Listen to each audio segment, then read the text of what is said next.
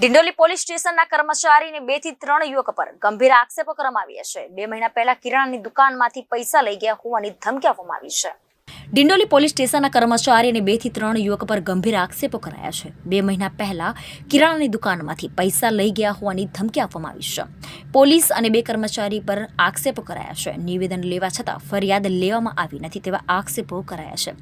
આ સમગ્ર ઘટના સીસીટીવી કેમેરામાં કેદ થઈ છે। હવે જોવું રહ્યું કે ઉચ્ચ અધિકારીઓ કાર્યવાહી કરશે કે નહીં। તારીખ 6/1/2024ના રોજે પોલીસવાળા બીજા 2 માણસને 5 મિનિટ પહેલાં દુકાને મોકલ્યા હતા। દુકાને મોકલ્યા પછી એમને 500ની નોટ કાઢીને છોકરી પાસેથી સિગરેટ માંગી કે છોકરી મને સિગરેટ આપી દે, તો છોકરી સિગરેટ આપી ને 500ની નોટ કાઢી એટલે છોકરીએ કીધું 500ના ખુલ્લા નથી મારી પાસે, બરાબર। તે પછી એની મમ્મીને પૂછ્યું, મમ્મી ખુલ્લા છે કે હોય તો બાજુવાળા ગલ્લામાં હોય તો આપી દે, તો એણે 500ના ખુલ્લા આપ્યા, સિગરેટ આપી દીધી, બરાબર।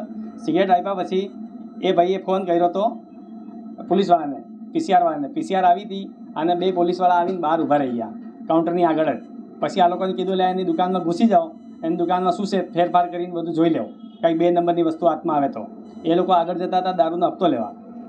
એ હપ્તા 15 દિવસમાં આવે જ છે, અત્યારે પણ આવે છે ને ત્યારે પણ આવતા હતા, બરાબર। એના પછી દુકાનમાં કૂદી ગયા, મારી વાઈફ કીધું તું તમે આ બાજુ રસ્તો છે, રસ્તાથી આવી જાઓ ને મારા માણસ બજારમાં ગયેલા છે, માલ લેવા આવે એટલે પછી પાછા આવજો। ત્યારે હું હતો નહીં દુકાન ઉપર, તો અંદર ઘૂસીને ધક્કા મૂકી કર્યા, આમ તેમ ધક્કા માર્યા છોકરા છોકરીને ને કે તમે બધા અંદર જતા રહો। અંદર આવી દુકાનની બધી ફેદમફેદ આમ તેમ સામાન નાખી દીધું। દૂધવાળાને આપવા માટે 5000 રૂપિયા મેં ગલ્લામાં મૂકેલા હતા, એ પૈસા પણ નથી, બરાબર।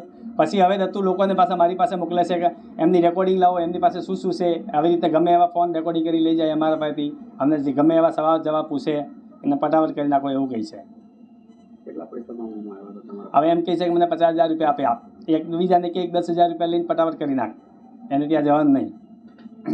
ગૃહમંત્રી પોતે સુરતથી છે અને સુરતમાં પોલીસ દ્વારા આવું કૃત્ય કરવામાં આવ્યું છે, હા। તો ગૃહમંત્રી શું કહેવા માંગો છો? તો આનું કંઈ કે રિઝલ્ટ આવવું જોઈએ ને। આવી રીતે અમને પરેશાન કરતા, અમારી તો બધી ઘણી દુકાનો છે તો બધાને પરેશાન કરે આવી રીતના। આજે મારી દુકાન ઉપર ગયા તો કાલે બીજાની દુકાને જશે ને ધમકી આપે છે।